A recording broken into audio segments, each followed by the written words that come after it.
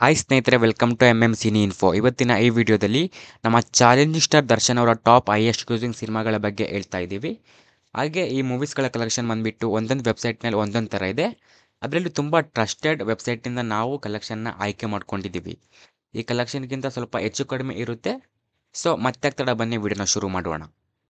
ಸಾರಥಿ 2011ರಲ್ಲಿ ತೆರೆ ಕಂಡ action drama film, written and directed by Dinakar Thoogudeep.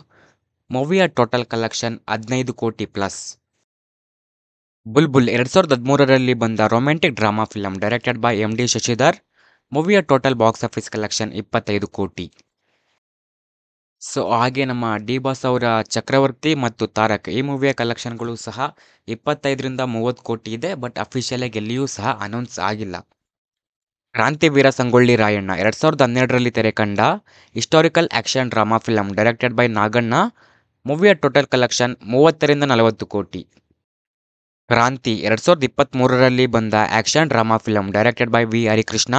ಮೂವಿಯ ಟೋಟಲ್ ಕಲೆಕ್ಷನ್ 33ರಿಂದ 35 ಕೋಟಿ. ಯಜಮಾನ 2019ರಲ್ಲಿ ತೆರೆ ಕಂಡ action drama film, directed by V Harikrishna. ಮೂವಿಯ ಟೋಟಲ್ ಕಲೆಕ್ಷನ್ 50 ಕೋಟಿ ಪ್ಲಸ್. ರಾಬರ್ಟ್ 2021ರಲ್ಲಿ ತೆರೆ ಕಂಡ action thriller drama film, written and directed by Tarun Sudhir. ಮೂವಿಯ ಟೋಟಲ್ ಕಲೆಕ್ಷನ್ 60ರಿಂದ 80 ಕೋಟಿ. ಕುರುಕ್ಷೇತ್ರ 2019ರಲ್ಲಿ ಬಂದ mythological drama film, directed by Naganna. ಮೂವಿಯ ಟೋಟಲ್ ಕಲೆಕ್ಷನ್ 90ರಿಂದ 100 ಕೋಟಿ. ಕಾಟೇರ 2023ರಲ್ಲಿ ತೆರೆ ಕಂಡ action drama film, directed by Tarun Sudhir. ಮೂವಿಯ ಟೋಟಲ್ ಕಲೆಕ್ಷನ್ 100ರಿಂದ 206 ಕೋಟಿ. ಸೊ ಗೈಸ್, ಯಾವುದಾದ್ರೂ ಮೂವಿ ಮಿಸ್ ಆಗಿದ್ರೆ ಕೆಳಗಡೆ ಕಮೆಂಟ್ ಹಾಕಿ. ಇನ್ನು ಈ ವಿಡಿಯೋ ಇಷ್ಟ ಆದರೆ ಲೈಕ್ ಮಾಡಿ ಆ್ಯಂಡ್ ನಿಮ್ಮ ಸ್ನೇಹಿತರ ಜೊತೆ ಆದಷ್ಟು ಈ ವಿಡಿಯೋನ ಶೇರ್ ಮಾಡಿ. Thank you.